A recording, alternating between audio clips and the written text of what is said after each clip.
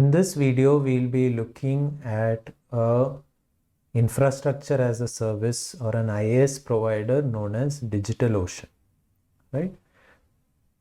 So DigitalOcean provides us with the infrastructure, that is the hardware and the operating system, to host our application. So let's see how this works. So you can sign up for a free account, right? Or log in, right? So I'll log in with my credentials.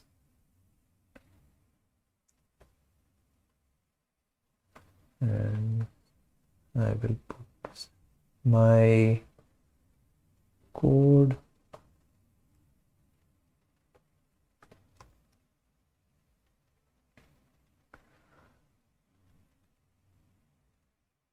Right, and once you log in, you can create new projects, right? So I already have an existing project, right? So I have what is known as a droplet, right? So a droplet is DigitalOcean's term for virtual machines, right? So this droplet, right, which is Verisym March 2020, this has 1 GB of memory. It has 25 GB disk space, right? And it runs on Ubuntu 18.04, right?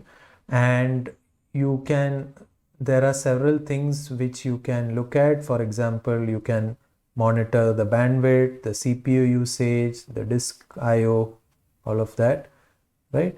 And the Verisym web page, right? This is hosted in DigitalOcean, right? And what you can do is, now let's say we want to create a new project.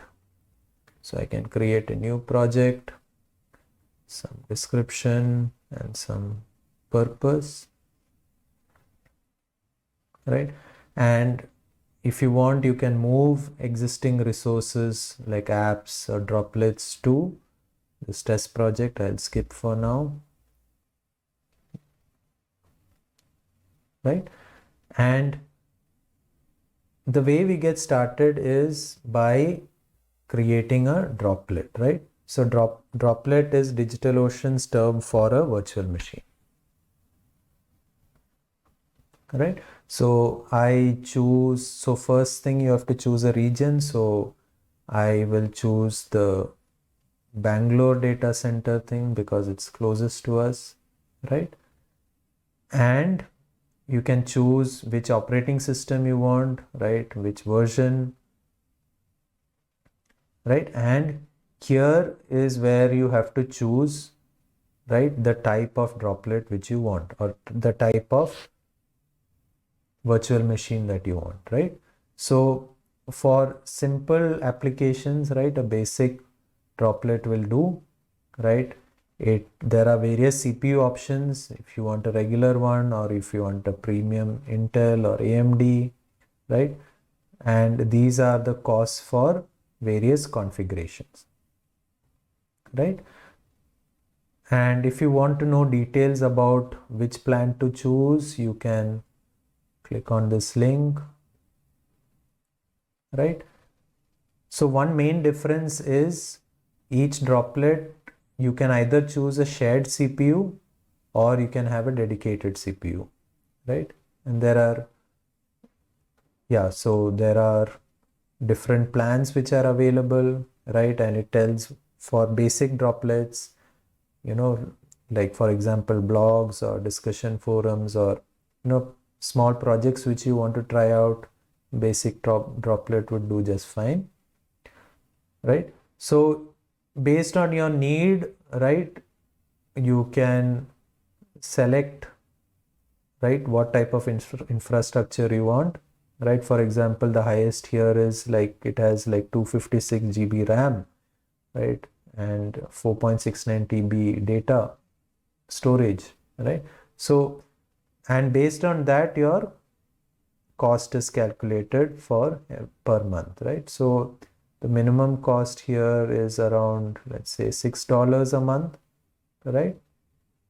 You can also add additional storage, and you can also choose your authentication method. Like, so if you want to connect using an SSH, then you can connect to the Droplet via your terminal, right, from your system, or you can use a password, right? And you can enable monitoring, then you can enable backups, and yeah, so there are various things which you can do, right? And once you do this, once you create the Droplet, then you can log in to this Droplet or this virtual machine using the credentials which you just provided here, and then you can deploy your application, right? So you, just like how you would deploy on your local system, right? So you log in to this Droplet, right? Maybe check out the code from GitHub, right? Set up the web server, the database server, and all of that on this Droplet, and run the application, right? So in this way, IaaS providers like DigitalOcean and AWS provide us a way to deploy our application on their infrastructure.